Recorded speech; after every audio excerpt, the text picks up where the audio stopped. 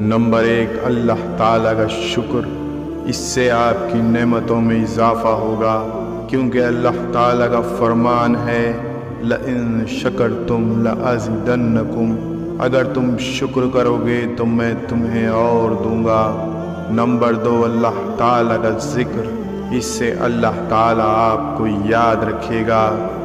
اللہ تعالیٰ کا فرمان ہے فَاذْكُرُونِي أَذْكُرْكُمْ، تم مجھے یاد کرو میں تمہیں یاد کروں گا۔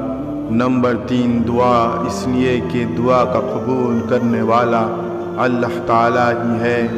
وَقَالَ رَبُّكُمْ ادْعُونِي أَسْتَجِبْ لَكُمْ۔